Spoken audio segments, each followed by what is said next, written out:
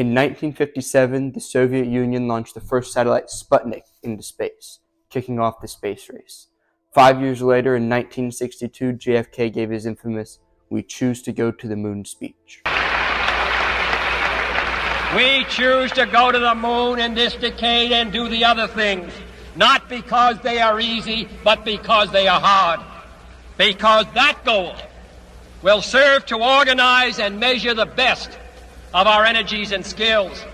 Because that challenge is one that we're willing to accept, one we are unwilling to postpone, and one we intend to win. When President Kennedy gave that speech, most of the technology required to go to the moon had not yet been developed.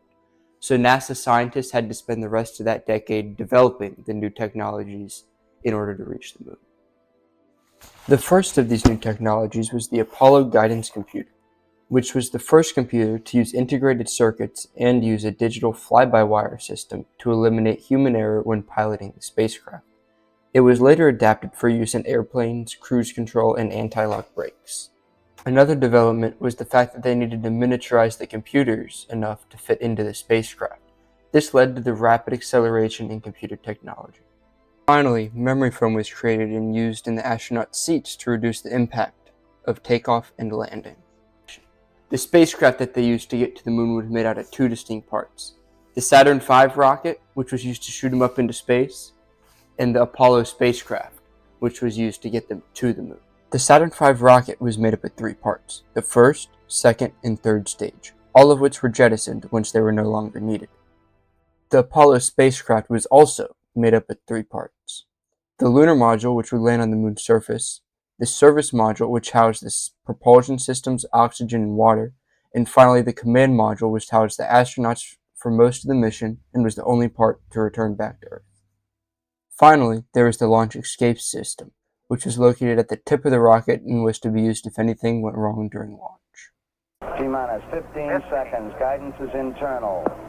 12, 11, 10, 9. Ignition sequence starts. 6, 5, 4, 3, 2, 1, 0. Liftoff. Liftoff. 32 minutes past the hour. Liftoff on Apollo 11. Roger, tower. Roger, we got a roll program. Flight pilot, pleasure on reporting. Roger. Pitch program, let's put Apollo 11 on a proper heading.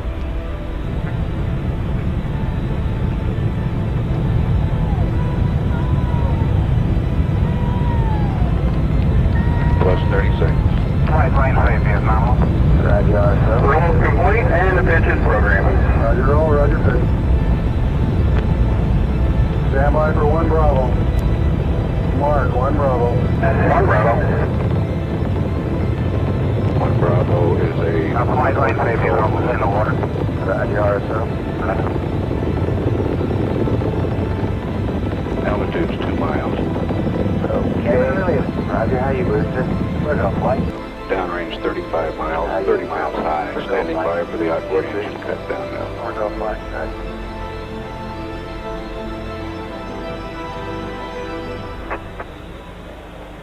Staging. And ignition. Cut off ignition. Roger. Trajectory verified. Roger. Thrusters go all engines. Looks good. 11 Houston, thrusters go all engines. You're looking good. Hi, Roger. You're loud and clear, Houston.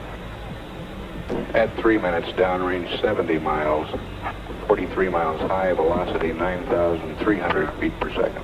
Capability. Mode 4. Mark. Mark, mode 4 capability. Mode 4 and Apollo 11 could get into orbit using the service propulsion system now.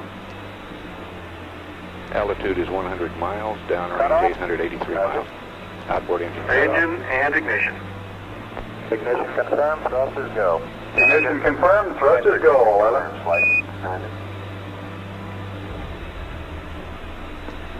And we have a good third stage now.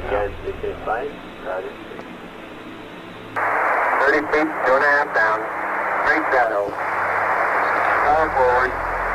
4 forward, drift into the right level. 30, down a half. 30 seconds. Forward, just good. Right. 30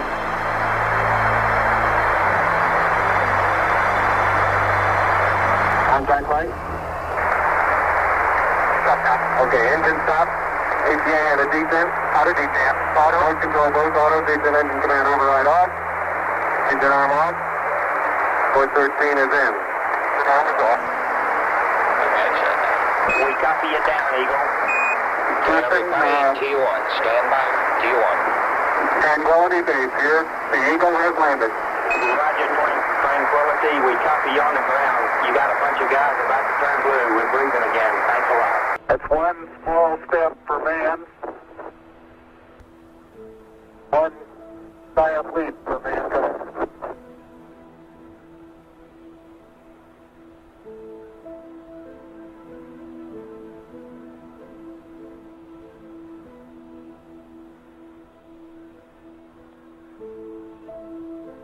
As the surface is fine and powdery, I can pick it up loosely with my toe. It does adhere in fine layers, like powdered charcoal, to the sole and sides of my boot. I only go in a fraction of an inch, maybe an eighth of an inch, but I can see the footprints of my boots and the treads in the fine sandy particles.